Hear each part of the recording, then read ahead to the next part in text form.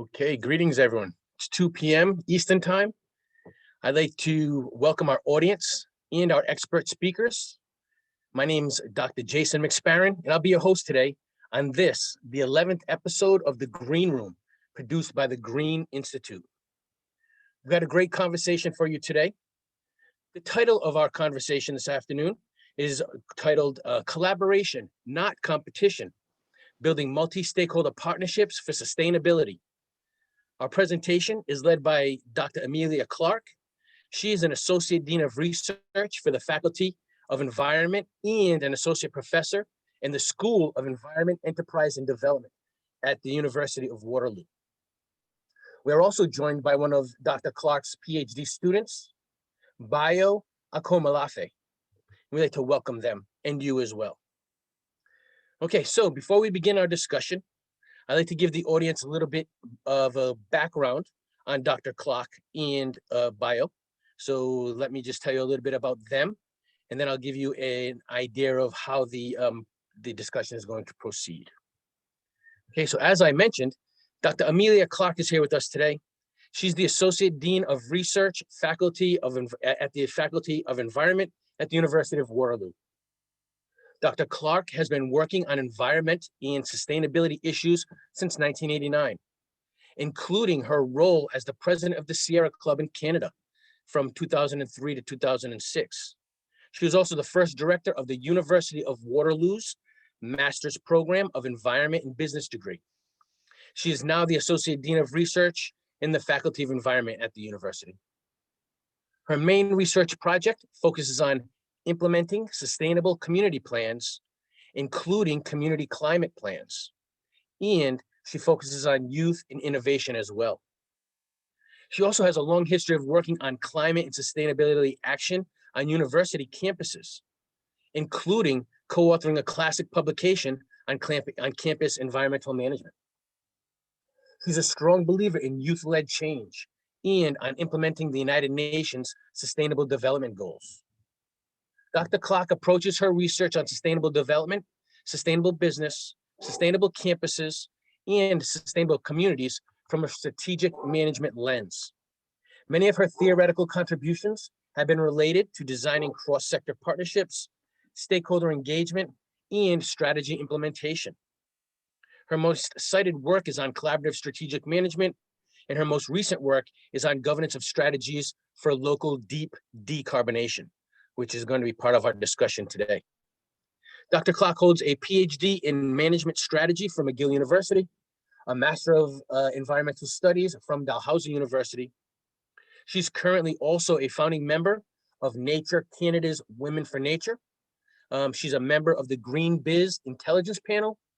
She's a member of WRI's Advisory Council for the Ross Center Prize for Cities. She's been named on the hashtag ThinkList30 as a social media influencer, and she is a member of the LGBTQ+ community in the universities as well. Okay, so please, ladies and gentlemen, I know the clap doesn't necessarily work, but please send out your best regards to Dr. Amelia Clarke. Yes, yes, Dr. Clarke. And then in one moment, I'd just like to give a brief introduction to Bayo Akomolafe. Bayo holds a master's degree. He's studying sustainable management in the University of Waterloo School of Environment, Enterprise and Development in Canada. Okay, he is working with Dr. Amelia Clarke on this project. Hey Miles, sabihin niyo papasukin ako. Pardon me, let me just mute this 1 second here. I should be able to mute, no? Okay. Bayo's current research focuses on pathways and strategic strategies for deep decarbonation in cities in developing nations. As a passionate and strong advocate of the United Nations Sustainable Development Goals, in particular, number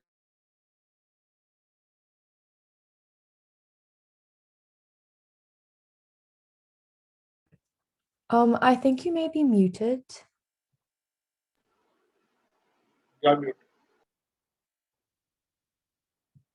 Excuse me, Mr. Jason, I think you may be muted.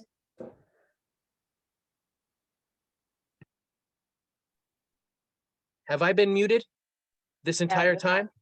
Yeah, for the My gosh, please forgive me. Okay, live television, ladies and gentlemen, take two. Okay, so greetings, ladies and gentlemen. I apologize, I really do. Welcome today. My name is Dr. Jason McSparren, and I'm your host for this, the 11th episode of The Green Room, produced by the Green Institute.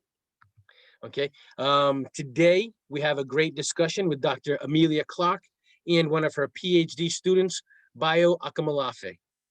The title of our presentation today is called Collaboration, Not Competition, Building Multi-Stakeholder Partnerships for Sustainability. Okay, Jason? ladies and gentlemen, please welcome our guest speakers. I was Just just give going me to a say, moment. I think we Yes. heard you right up till Boyo's introduction. Oh, is that so? So we heard your introduction. I'm quite curious how I was put on mute. Okay, I'm not quite sure. Maybe I slipped. Okay, all right. So now that we have that part of our program given out, we have met our speakers. I just like to tell the audience, please be sure to have your microphone muted so that we don't have any disruptions to the presentation. We will have a question and answer period once the presentation is finalized. Okay, so you will have the opportunity to present your questions. If you'd like to ask a question at that point, please raise your hand, and then we at the Green Institute will ask you to come on in due time and offer your question. You may also ask your question in the chat mode. Okay, so we'll be monitoring that for good questions as well. And if you put your question into the chat mode, then I would most likely read it to our presenters. Okay, now that we have that part of the program out of the way, I'd like to please ask Dr. Amelia Clarke to begin her presentation. Thanks so much for inviting us, and I'm just going to share my screen. Oh, I'm host disabled participant screen sharing. Okay. Could we please have someone at the green room open up Dr. Clarke's screen? Thank you. You are now the host. Okay, and where to go? There it is.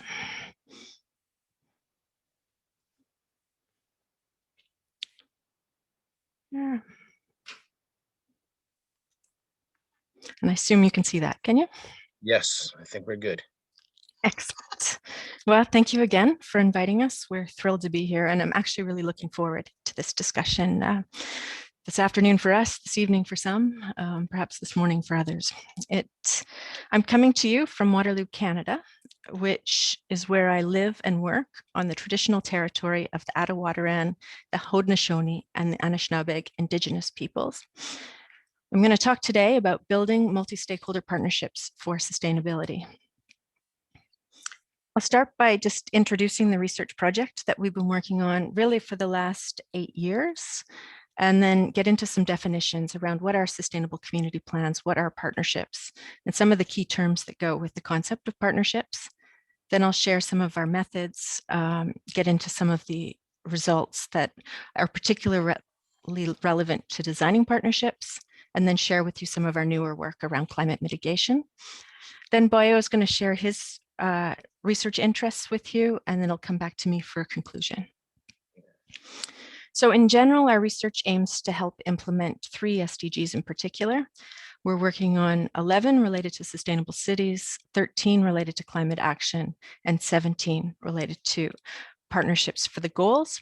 And what we do is we help local governments all around the world think about how best to implement their sustainable community plans and their climate action plans through a collaborative approach or through partnerships, and how best to design those partnerships. So what are sustainable community plans? Let me start that.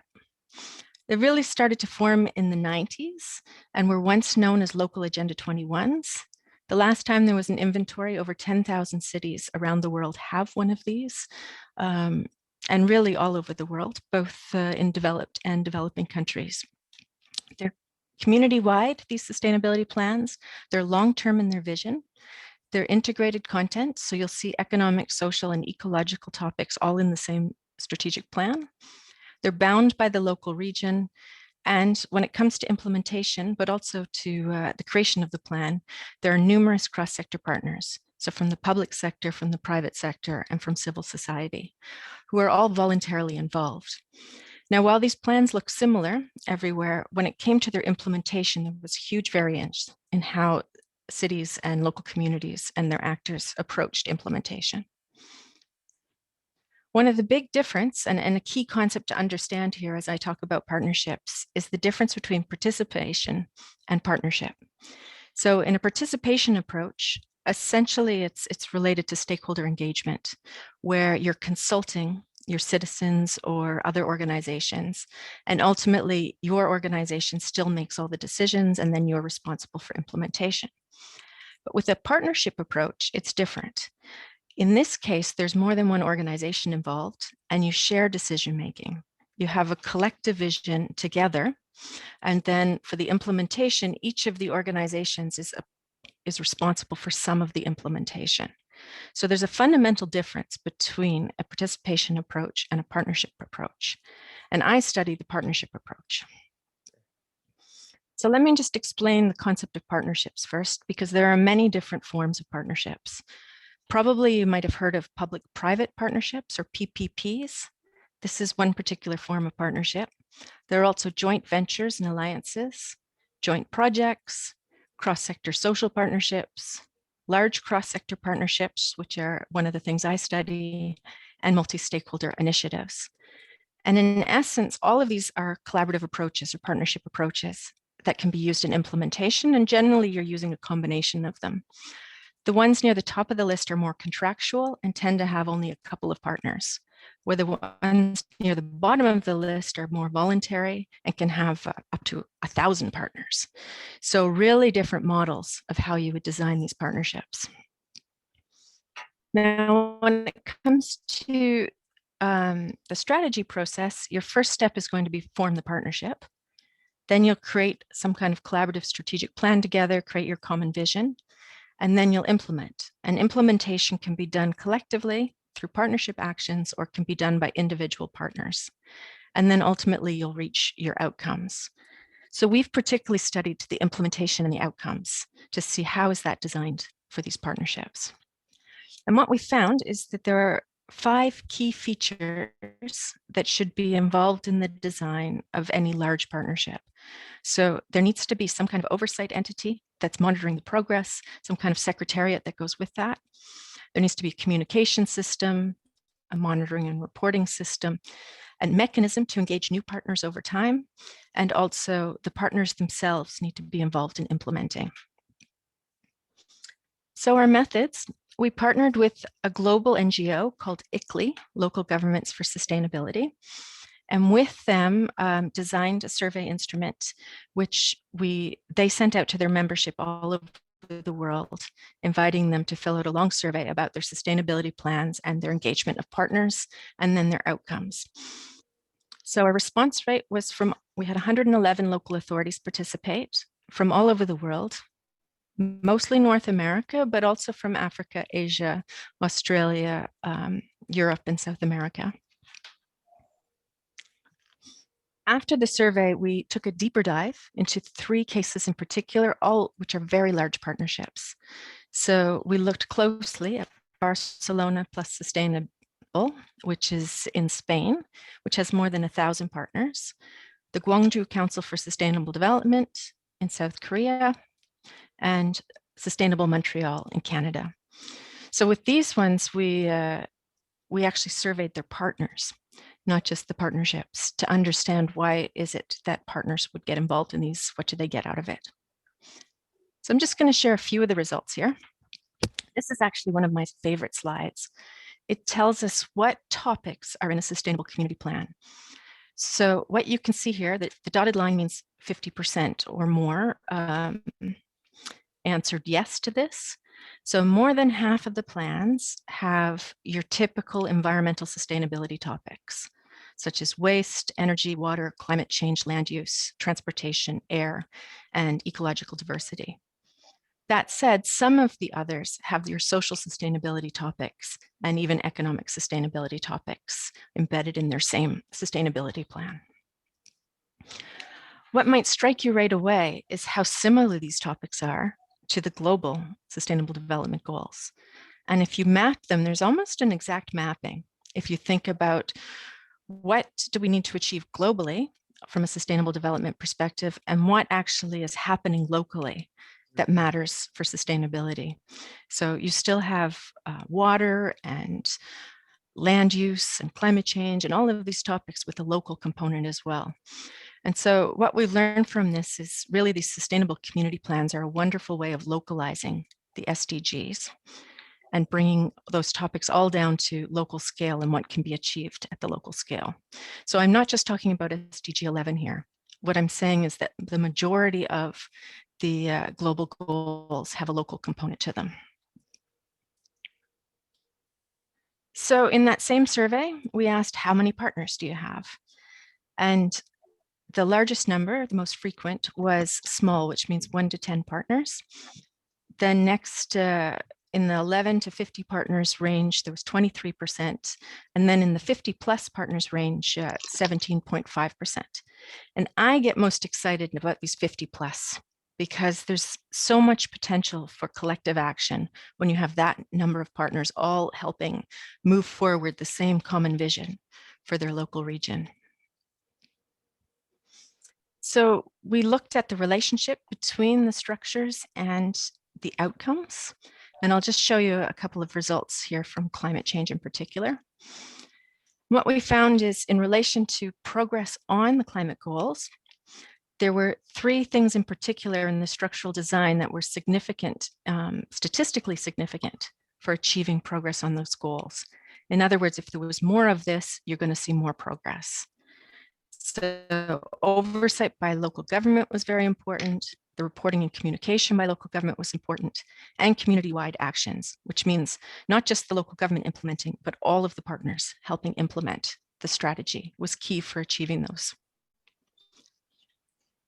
Then we did the same analysis, but specifically looking at carbon reduction, CO2 emission reduction. And again, we found a statistical significant relationship between there being a partnership entity, the reporting structure, and having the partners themselves implement. So what this tells you is that the design of the partnership itself is key to achieving these outcomes. And which brings you to, it's really important to think about the design of these partnerships if you care about actually achieving your climate and/or broader sustainability outcomes. So we also did an analysis related to money, asking, okay, so the local governments only got so much money. Where should they invest it? Should they put it into contributing resources internally? How about helping fund the partnership structure? What about helping fund community-wide actions? And what essentially we found is all 3 of them had statistically significant relationships to sustainability progress on the goals. In other words, it's worth spending money on all of these, but some of them are moderated and mediated by the design of the partnership. In other words, for the partnership structure, you need a partnership engagement mechanism to strengthen the relationship. And it's absolutely critical that the partners themselves are implementing as part of the design in order to see the progress on the goals. And the same on actions. So again, all 3 were important, but only if moderated by this partnership design. So you will see more action on the implementation of your sustainability plan when you invest money, if there's a collaborative oversight, if there's an engagement mechanism. So why that's particularly fascinating, I'll just stop there for a second, is because we always kind of thought, okay, of course, a well-designed partnership is going to make a difference. And if you're monitoring and reporting, of course, it makes a difference. But what this survey provides is empirical results proving that it makes a difference. It's that you're going to see more progress on your sustainability goals if you have a well-designed partnership. So I'll just touch briefly on our results related to partner outcomes. This is where we asked the partners, well, why do you join one of these partnerships? What do you get out of being a part of one of these partnerships? And in essence, there's 10 resources they gain from being involved in a multi-stakeholder partnership. They gain knowledge, they gain new processes and programs, they have increased impact on community sustainability, they build new relationships and social capital, they improve their own reputation, they gain influence, they access business opportunities, they increase their capacity, especially related to stakeholder engagement, they gain new marketing opportunities, and some of the ideas that they get through being involved in the partnership helps them save money and improve efficiency. So why does all that matter? Well, you want to be able to attract partners to the partnership. So knowing what it is that they might get out of it will help you motivate partners to join, but then also motivate them to stay involved. Because addressing climate, addressing sustainable development is not a short-term process. You want them to still be involved 5 years down the road in helping achieve these longer-term goals. So knowing what their outcomes potentially are means you can design the partnerships with this in mind, ensuring that there's opportunities for them to gain their reputation or to have a capacity building built into the design of your partnership. Now, moving to our more recent work, we are now looking much closer at deep decarbonization. And what I mean by that concept is really related to climate mitigation, and particularly ambitious climate mitigation. So how are we going to reach net zero? How are we going to reach carbon neutrality at the local level and community-wide? So this research in particular has asked questions of, well, what are the pathways? What are the elements? Where are greenhouse gas emissions happening at the local level? And the biggest sources are from electricity, from buildings, from transportation, and to a lesser extent from waste. And then it also matters in terms of carbon sinks, your local biodiversity. We've also looked at what tools are available to local governments to help implement their climate action plan and the governance arrangements. So within the governance arrangements, especially for community-wide action, is cross-sector partnerships again. And we're seeing a range of partnerships from PPPs, those public-private partnerships, to larger cross-sector kind of multi-stakeholder initiatives. So we're getting much deeper in that. So far, we've only looked at case studies from the global north, from developed countries, but we're now starting, and Boyo's going to talk about this a bit more, to see how much of this is transferable or relevant, and what new lessons might we also see from how cities in the global south are approaching this. So Boyo, I'm turning it over to you now. Thank you, Professor Clarke, and good morning, good evening, everyone. As mentioned, my research focuses on deep decarbonization mechanism in the global south, in developed nations. In this case, we're focusing more on sub-Saharan Africa. And why sub-Saharan Africa? Why deep decarbonization? Why cities? Well, it's well known that global climate change is very related to poverty.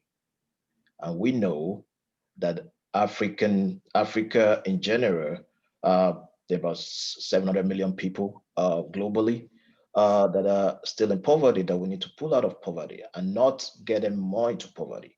So addressing decarbonization, addressing carbon emission through deep decarbonization will help us solve that issue of global warming and climate change. So that is why I'm interested in this. And I know as we continue in this discussion through the Q&A session, I'll be able to elaborate more on that. Thank you. Professor Clarke. Thanks, Boyo. So some concluding thoughts. Just so you know, we were asked to keep this presentation short, and thus more opportunities will come in the Q&A to go deeper if you're interested in particular aspects of it or other parts of my work. But in conclusion, the collaborative governance structure is critical for sustainability and climate progress. In other words, how you design your partnership is going to matter for actually achieving your sustainability and climate goals. There was great uptake of local Agenda 21s and equivalent in the past 25 years, and it's still a good integrated approach for localizing the Sustainable Development Goals through partnerships.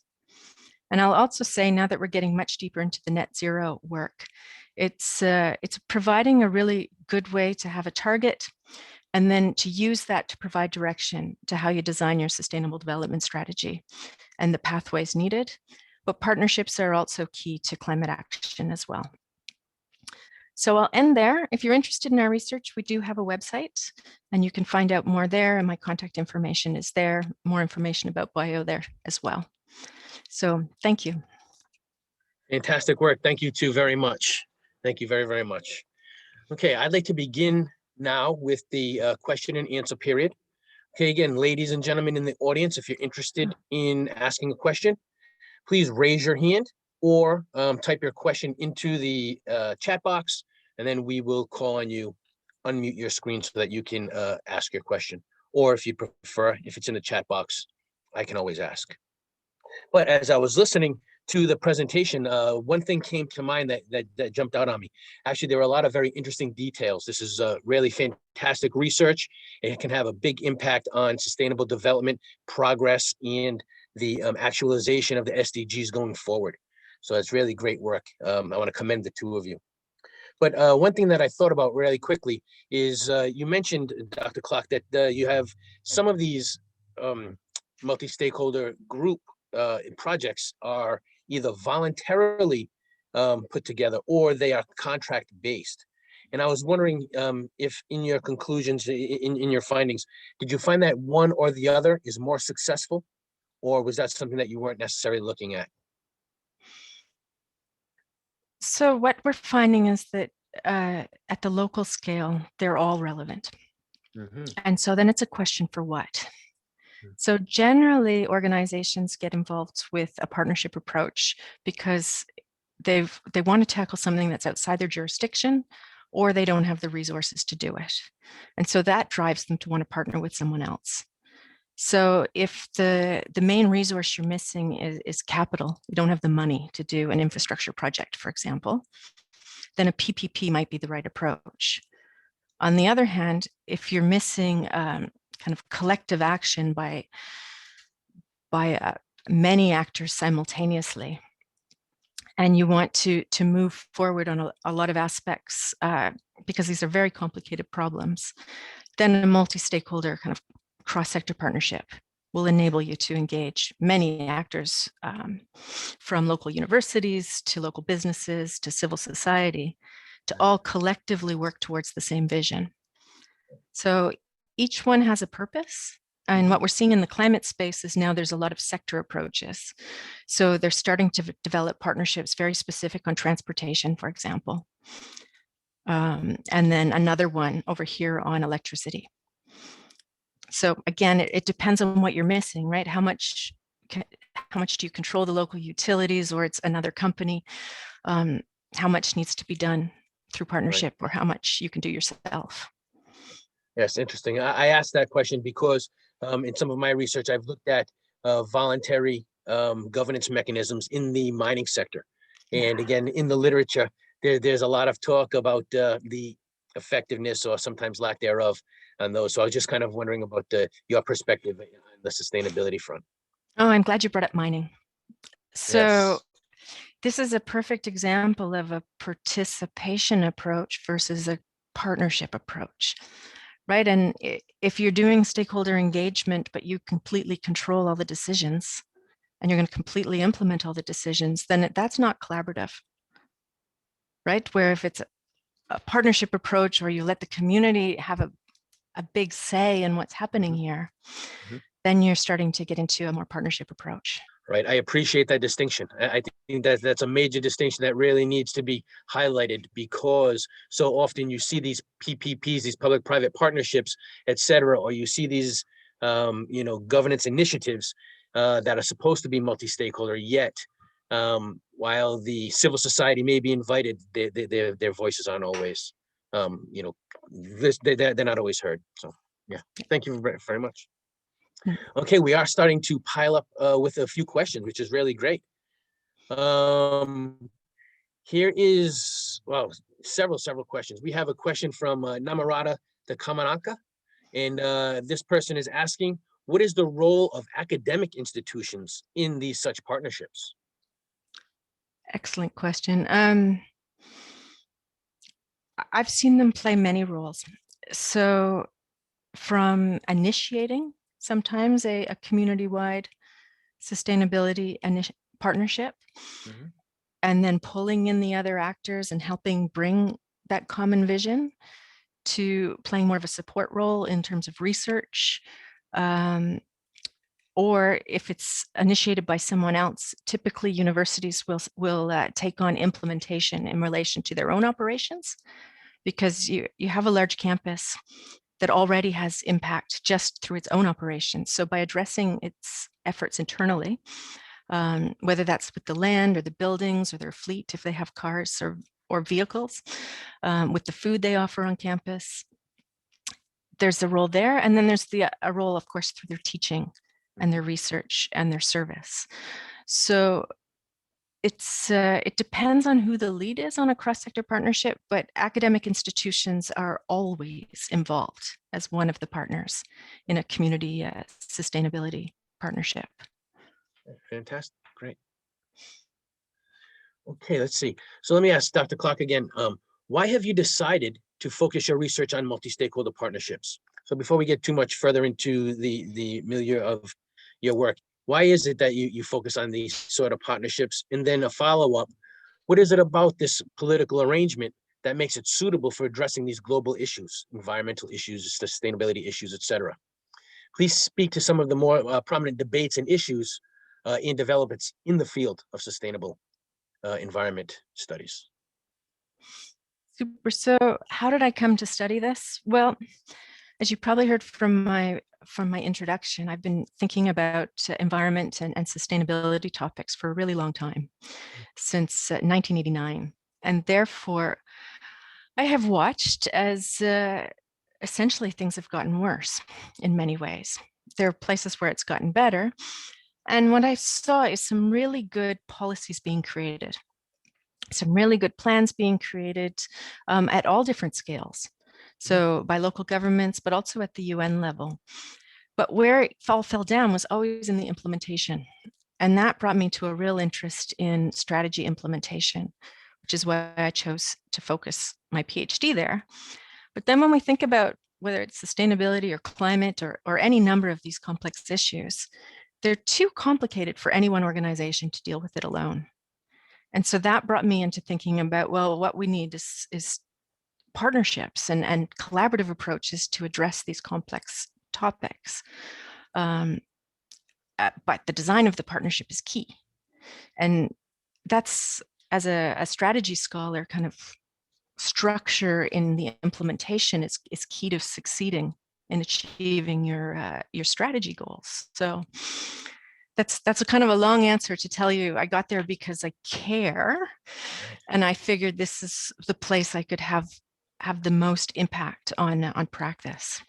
Right. I would argue that you do have a great topic that really can have, serious impact on these issues. And again, when we think about international relations, when we think about political science, very often the tradition has always been state-centric, right? And you can see since the 1980s how we've seen more of these partnerships and these multi-stakeholder initiatives, et cetera, because, as the state kind of stepped back in the era of neoliberalism, there were gaps in governance, right? So NGOs and community groups started to, fill these gaps, and corporations took more initiative in terms of governance of their sectors and these sort of things. So I think your work on the specifics to the design of the initiative really has relevance for these sort of projects going forward. So I'm really pleased to see this is the work you're doing. So you had a three-part question in there. Yes. Let me just take the third part about the field. Sure. So I focus on this from the management side, right, which is essentially the business literature. Mm-hmm. And you particularly focused on it from the kind of public governance and the gaps. But Right. from the literature I work with, mostly it's coming out of the business literature. And why would we partner? Why would we have multi-stakeholder initiatives to address our own rules? Mhm. Or why would we partner across sectors? And it's the same logic for the most part. It's they see gaps, and in certain jurisdictions, they don't see the government doing enough, so they feel like they need to step in some.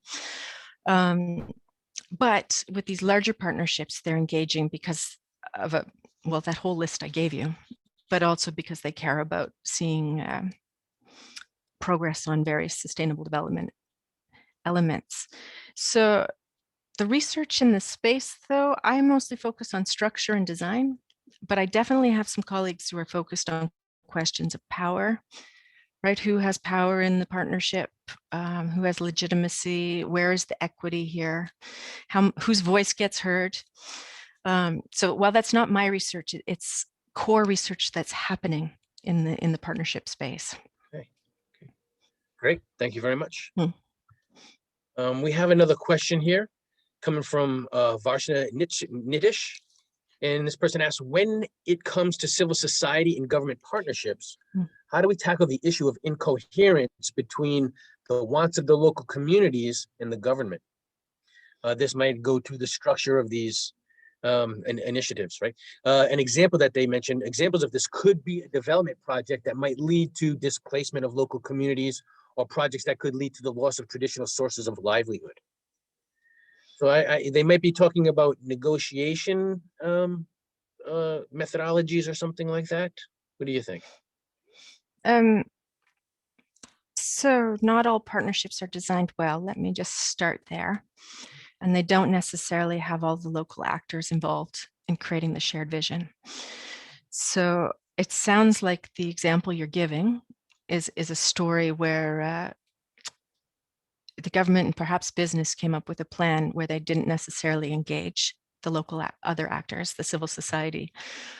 I see this less when the local government is involved. They're closer to the people. So we see this more when it's coming from a higher level of government. But with a good design on the partnership, then you've built in a mechanism for local people and consideration of different elements and different needs in the story, so that it's a kind of co-created solution, which typically means that it's a better solution. Fantastic, fantastic. Okay, I'd like to give Dr. Clarke a moment to relax. You've been working pretty hard. So I was going to offer a question to Bio, if you'd like. We have a question here, and I'd like to ask Bio, why do you want to study this deep decarbonation pathways in Africa? And just to preface your answer, could you please inform our audience about what is deep decarbonization, please? Thank you.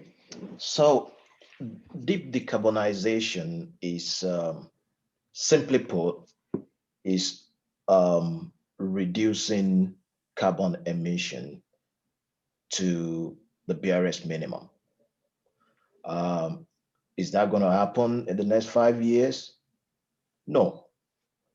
But how can we make that happen soonest to ensure that the looming environmental catastrophe is averted? That is what deep decarbonization is all about.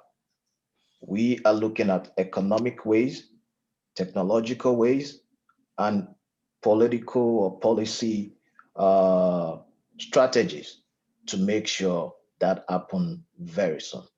That is what deep decarbonization is all about. Okay. And to the second part of the question, why am I interested in this? I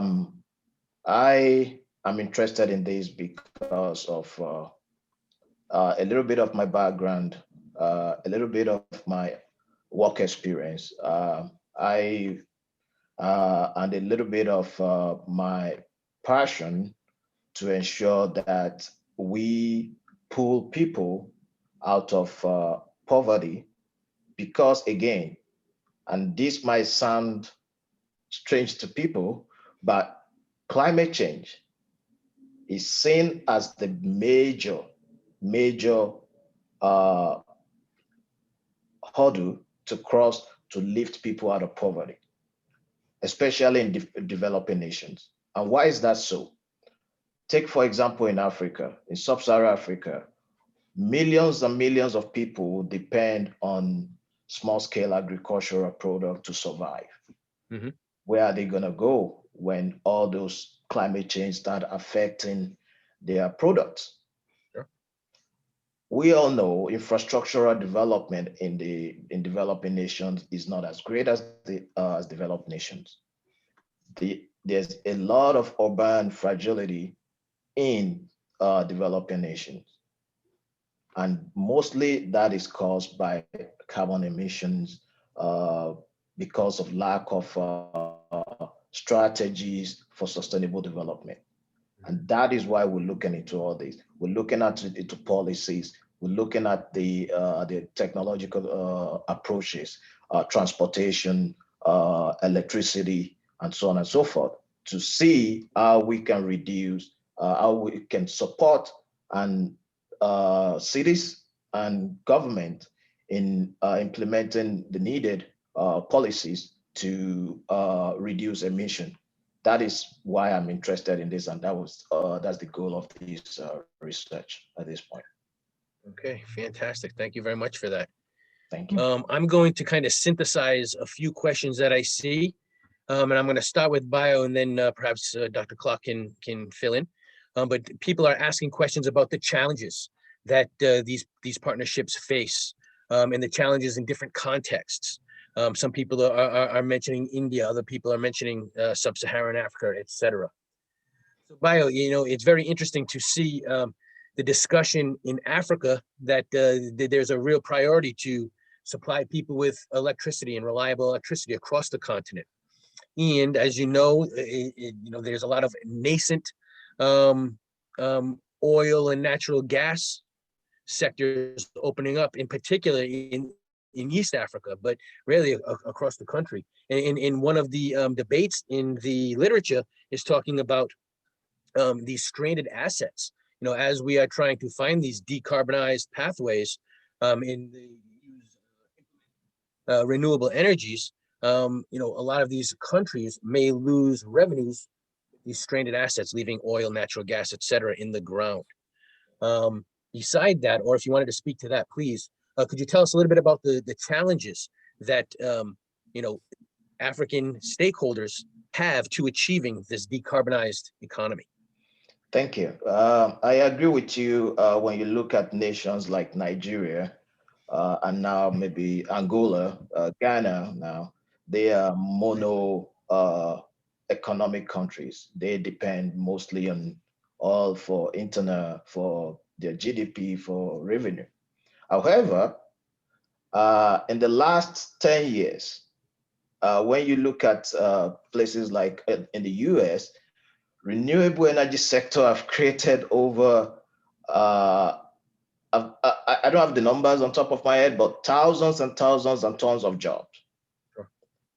Which means if we move from fossil-based fuel or energy resources to renewable energy, we can transfer those job loss in those sectors. We can transfer them to the renewable sector. So there is no. I know people are concerned that, oh, now we're gonna lose our source of revenue, the jobs, but jobs will, on the other hand, will be created. And secondly, when you look at the levelized cost of energy of solar panel, for example, that is going down, that gives access to more people. And we've seen that all over sub-Saharan Africa. The rural energy electrification projects in Nigeria, where they're electrifying universities with solar panel. That has never happened. I studied in Nigeria, right? I know what the universities are, how the issues of electricity are in those countries, but those are solved now. People can go to university, study very well, not concerned about access to electricity.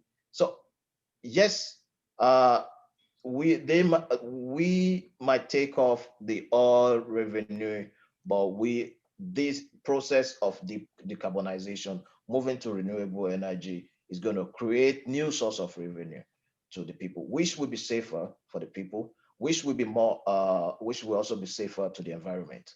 That's all I have at that for now. Thank you. Yeah, great answer, Bio. Thank you very much. Very informative.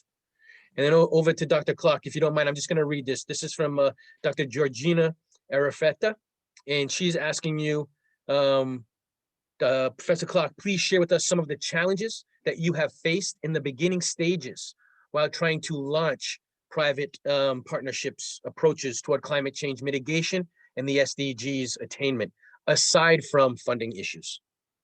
Okay. So first, let me say that it hasn't been me doing this. So I study other people who are really working hard at this. In general, SDGs have taken off in different ways in different countries around the world. So I'll just say that in Canada in particular, there's a very weak understanding of the Sustainable Development Goals. There's an understanding of sustainability to a certain extent, but right now our language is all climate. So, and then on the flip side, there's a strong interest in social equity. But the two worlds haven't necessarily come together as they do under sustainable development, where we're thinking about both at the same time. So one of the challenges is just a general understanding of the potential of the concept and of the potential to leverage the SDGs as a mechanism to think about. George, I see a note saying no sound anymore. Can you still hear me, Jason? I can hear you, no problem, yes. Okay, super. So I'll keep going then. The other, but more generally, the challenge besides funding, and that's a big one, is there's still a lack of awareness around that, which I brought up. There's some incumbents who really have an interest in maintaining the status quo, which speaks to your previous question around the difficulty of a transformation of our economy to deep decarbonization. Right. And then I'm finding at the local scale, there's a lack of understanding on how to do partnerships well. So there's a confluence of, like, people confuse the participation approach with the partnership approach and don't quite know how to engage partners and collaborate and achieve the potential that's needed to address these complex problems. So yeah, lots of challenges, political will being another one. Certainly. Right. And then also, I'm sure market mechanisms get in the way as well. Yes. Okay, great. Really appreciate it. So I'm going to combine a couple of questions. Here we have a question asking, what are some of the more prominent partnerships or multi-stakeholder partnerships that you are looking at? And then also this question from Leela Marcel, you mentioned that partnerships with 50+ partners give us the most hope. Do you also think that there is potential for these partnerships to have a low engagement or a potential inaction due to the number of actors? So please tell us about some of the more successful programs, and then let us know, what you think about that last part about the size of the partnerships. Super. So let me pick two different scales. So I mentioned Barcelona was one of our cases, which is in Spain. It has more than 1,000 partners, right? That's getting into a lot of partners. Now, about half of those are actually schools who are individually signed up, but the other half are businesses, universities, different public institutions that are run on their own, and civil society organizations. So what I love about their model and Montreal's model is they've really have a mechanism to make and ensure that the partners commit to implementing internally within their own organization. So in Barcelona, they've set it up so that each organization has a local strategy for themselves, a sustainability, and that they're committing to action. And then they've also set up kind of sector approaches to help with the learning that's needed. It's just fascinating to get that level of collective action. So do they have some inactive partners? Yes, but they also have a really good design. So Montreal, the same thing, has a really good design where they have once a year, they get their partners to recommit to what actions they're going to work on in the coming year. So all kind of 300 partners are committing to at least 3 actions. And then there's a check-in a year later. What have you achieved? How far along are you? What are your commitments for the following year? So it just helps kind of keep that momentum going. And in their case, there's no inactive partners. If someone's inactive, they drop them off the list so that they can't have the kind of reputational gains of being part of this collective action. So otherwise, I would say at a completely different scale, something like the Forest Stewardship Council is considered a multi-stakeholder initiative. So that's an initiative to address forest deforestation, but at the same time ensure that the forest products we are getting are harvested in a sustainable way. And it's a really neat model where they actually took it ecosystem by ecosystem to determine what does sustainable forestry look like in this type of forest, and then built in whole ways of creating a certification scheme around that. But it's multi-stakeholder. So the civil society, the big global environmental groups were involved in creating that, as were the big forestry companies. And they helped set a standard that's completely voluntary. So companies are opting into that because they want that logo. They want to be certified by a third party to say, look, we've followed a sustainable harvest process and or recycled materials. Now they're into all kinds of different forest products and wood products and paper products now. But I'm just giving a couple of examples of where these big initiatives have worked really well in moving collective action, all in a voluntary way. Great, fantastic. Thank you very much. I'm seeing a few questions for Bio. I'm going to start with one here, and then perhaps there'll be a second one right behind that, okay? So Bio, please, what are some of the strengths and weaknesses of multi-stakeholder partnerships being implemented in Nigeria? More broadly, in the African context. And when we talk about more broadly in the African context, I'm going to reference Candice Najorj. Her question, she is asking you, what can African governments, African governments may continue to ignore environmental needs, such as reducing deep carbonation for infrastructure development. She references Kenya and its road development in partnership with China, which has caused major deforestation in the capital. Therefore, how could African government, do a better job of governing these issues? So again, just very briefly, just let me summarize that again. What are the strengths and weaknesses of these multi-stakeholder partnerships in Nigeria? And then could you speak to other places, other instances on the African continent, perhaps this Kenyan example? And let me just say, Boyo, it's okay to say this is out of your knowledge base, that you are unable to answer this if you feel that's the case. Thank you for jumping in on that, Professor Clarke. Yeah, but I think I can say something about this. Then I will turn it over to you to give maybe more detail. So let me put a very an experience that I had.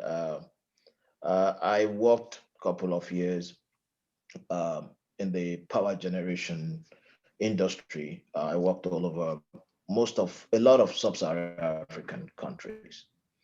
And I was working on this project where it's a partnership between different global organization, national government, and private enterprises to build a power plant.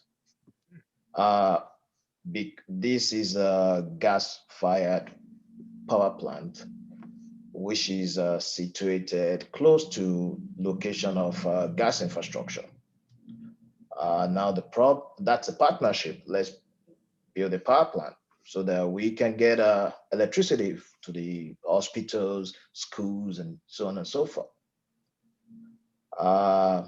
In the process of bringing the equipment to the project site, the bridge does not have the strength to take the weight of the equipment. And why am I saying this? Infrastructure is a major problem to partnership in developing nations. You are trying to solve one problem, which in this case, we're trying to solve the problem of electricity, but we completely overlook access to that site, road infrastructure. So one of the challenges in developing nation that I know is that we have to look at multitude of actions and processes to solve one in our partnership, right? We need to look at everything. We need to have a 360 degrees look around to ensure that every part of that plan is taken care of, because in developing nations, the infrastructure is fragile. So that's my answer on that. I don't know, Professor Clarke, if you want to jump in on that. No, it was super. Oh, fantastic. Really, we appreciate it. Thank you very much. Okay, as we're just about rounding out the hour, I'd like to just finish up with just a couple more questions, 2 or 3 more questions, and then I can give you a little summary. But let me see. Dr. Clarke, we saw in your bio that you also have experience promoting sustainability on campuses in local communities. I was wondering, before the hour ends, I was wondering if you could speak to our audience about how university students and community members might be able to get involved in promoting sustainability in their own local areas. Super. So let me first comment on what you can do with your campus, and then what you can do as an individual. But when I first arrived here at University of Waterloo, and this isn't specific to students, it's for faculty or anybody else who's listening that's involved with the university. But there was no multi-stakeholder committee here. There was no sustainability policy. There was no sustainability strategy. And remember, I'm a strategy prof. So I'm thinking about this from how do we institutionalize sustainability so that the university is committed to it, and so that it will continue to implement it even if I'm not here. And then it's not on the students to try and carry it on the side. So for many years, even long before I was professor, I've worked on this kind of how do we institutionalize campus sustainability? And the first movements in Canada were led by students. So where the students started was by doing assessments to say, well, where are we at? How much waste do we generate? How much greenhouse gases do we generate? What is the situation on our campus? And doing that sustainability report first. And then from there, asking for a staff person to be responsible. And from there, getting that multi-stakeholder committee. And ultimately a strategy put, like the university committing to it with a policy, and then a strategy for implementation. Now, we have that all now on my campus. And under that is where we've committed to carbon neutrality, and now we have a plan to reach carbon neutrality on campus, etc. But I can just say, whatever role you play in the university, there are opportunities to kind of push the institutionalization of this, either from the student side or from a faculty member or employee side. So that would be my first recommendation. Take the long run, see what can be done to build it into the institution itself. Now, if I can talk about individuals, because I've done a lot of work on youth and innovation as well. My advice usually to young people is to think about your sphere of influence. So what is it you care about? Is it climate change? Is it poverty reduction? Is it plastics? It might be a whole mix of things that you care about and that you want to see change on. So start with yourself. Start, because you absolutely have influence over yourself. So start with your choices, your consumer choices, your voting choices. It's your behavior. All of this you can control. So then, who can you influence? Where's your sphere of influence? Probably your friends are next, your family, perhaps coworkers if you're working. Then you can go, well, where's my next sphere of influence? This is where we start to get into organization. So maybe it's your school, your workplace, your religious institution.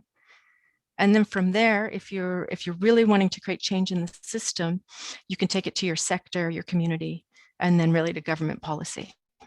And I've seen young people get all the way to government policy on that sphere of influence, and not alone, right? You start joining movements, you start joining other people.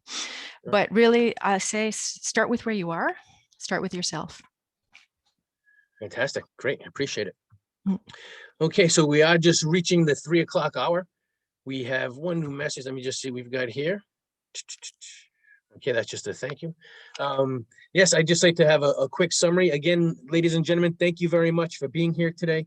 Thank you, Dr. Amelia Clarke and Bio Akamalafe for coming to our green room discussion today.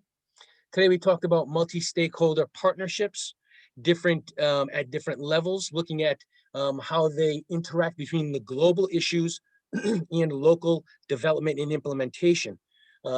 Implementation on sustainable environmental and sustainable development goals. One of the things that I want you to take away is the research that Dr. Clarke is doing is really bearing out that when we have these partnerships, there are endless types of configurations, endless numbers of partners. However, the design is really important. It's essential to have checks and balances, and it's essential to have accountability measures as well. This way, you don't end up with this free rider sort of phenomena where members of the group get to have the reputational accolades and benefits from being associated and being a member. However, they aren't actually implementing in the way that they should. Okay. Do either of you have any last words or comments? Really, just a thank you to you, Jason, and the team at the Green Institute. It's you're providing a great service here for, well, not related to me, but more generally, providing the opportunity through your Green Room series for people to listen to different speakers. So thank you for creating this opportunity. On behalf of the Green Room team, I really do appreciate that compliment. Thanks so much. Bio, any last words just to thank our audience? Yeah, once again, thank you for having me here. Thank you to all the audience for joining in and listening in. We appreciate what you're doing, Jason, and your team. And thank you for having us today. Thank you. Excellent. Thank you very much. And again, ladies and gentlemen, please take note of the Green Room. You can follow us on Twitter. You can find our videos on YouTube, also on Facebook. Our website is thegreeninstitute.ng, where you can see upcoming events and other aspects and features of the Green Institute. We have another Green Room coming to you next month, so please keep an eye out for our website and our social media pages to find out when that is and who we will be discussing. Thank you very much, everyone. Thank you for coming. Have a great weekend. Enjoy. Tomorrow is the spring equinox. Happy spring. Thank you very much. Best wishes, everybody. Thank you. Goodbye.